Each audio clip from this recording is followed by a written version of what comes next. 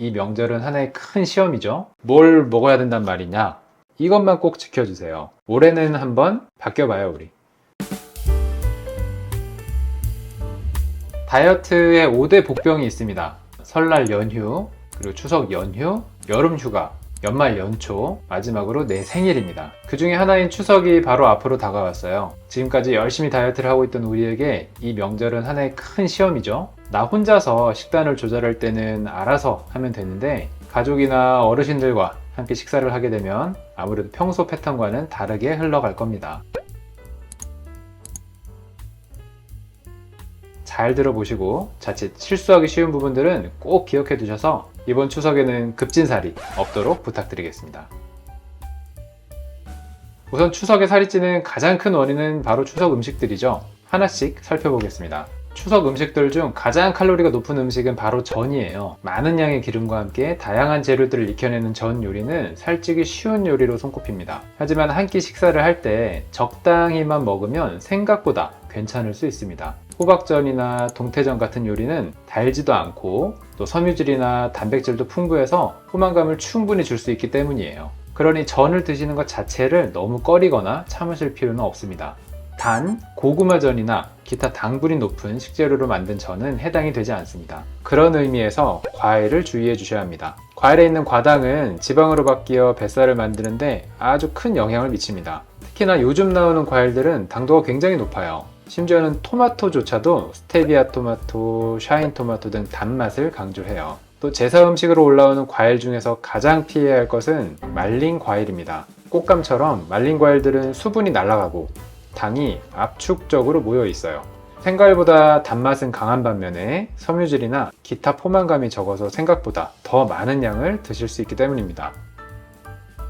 갈비찜 자체는 큰 문제가 되진 않습니다만 요리하는 과정에서 들어가는 양념 때문에 주의하라고 말씀드리고 싶습니다. 갈비찜 양념을 보면 간장에 설탕이 굉장히 많이 들어가요. 달콤하고 짭조름하죠. 여기에 열을 가해버리면 당 독소가 생기기 쉽습니다. 당분도 높고 당 독소도 많아지면 뱃살 늘어나는 건 순식간이에요. 온 가족이 다 모이는 자리에서 술은 빠질 수가 없죠. 특히나 차례상에 올라온 술은 다 같이 복을 위해 마시는 경우도 있습니다. 술은 말하지 않아도 다이어트에 치명적인 거 다들 아시죠? 술을 한 잔 마시면 지방분해 회로를 막아버리기 때문이에요. 또 과음을 할 경우 음식에 대한 절제력이 낮아지고 판단력도 흐려져서 일상에서 잘 조절하던 식단이 한 번에 무너질 수 있습니다.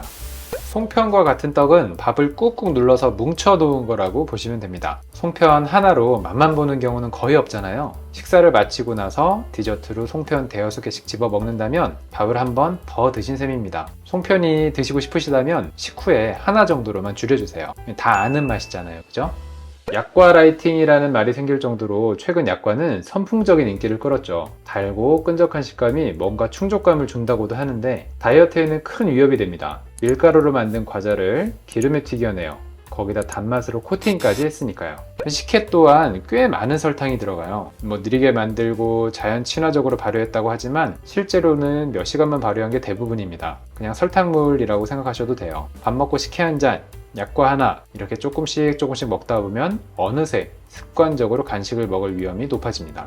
여기까지 살펴보니 추석 음식 진짜 무시무시하죠. 맛있는 만큼 뱃살 늘리는데 아주 지뢰밭입니다. 하지만 가만히 생각해보면 크게 걱정할 필요도 없어요. 추석 음식을 평소에는 즐겨 드시지 않았을 확률이 높습니다. 평소에 식사할 때 동태전이 먹고 싶어서 시켜 드시거나 송편을 간식으로 먹고 싶어 하고 밥 다 먹은 이후에 꽃감이나 식혜 한 잔씩 꼭 해야 하고 이런 건 아니었잖아요. 그렇게 좋아하는 음식이었으면 평소에도 자주 먹었겠죠. 그러니 추석이라고 해서 특별할 건 없습니다. 평소대로 식사 때 식사하고 다른 간식들은 지금처럼 잘 줄여주시면 됩니다. 아니 그러면 난 대체 뭘 먹어야 된단 말이냐?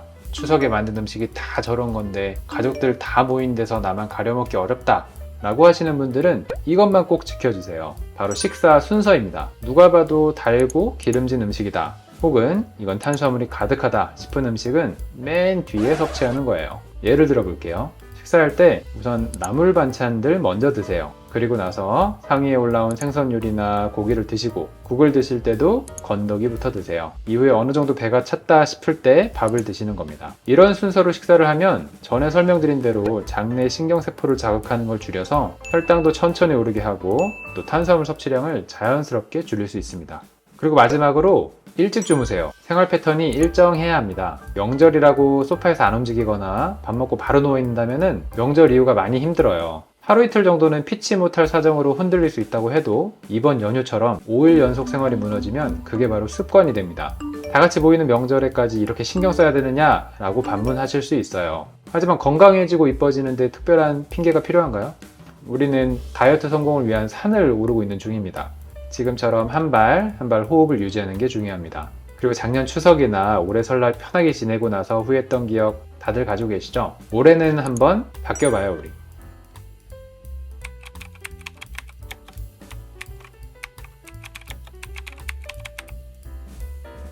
이번에 올린 영상 꼭 기억하셨다가 식단 조절할 때 참고해주세요. 잘 안 됐다거나 어쩔 수 없이 무너진 케이스가 있어도 괜찮습니다. 걱정 마세요. 다음 주에는 이런 분들을 위해 명절 이후 관리는 어떻게 해야 되는지 안내드리도록 하겠습니다. 넉넉하고 풍요로운 한가위 되시길 바랍니다. 감사합니다.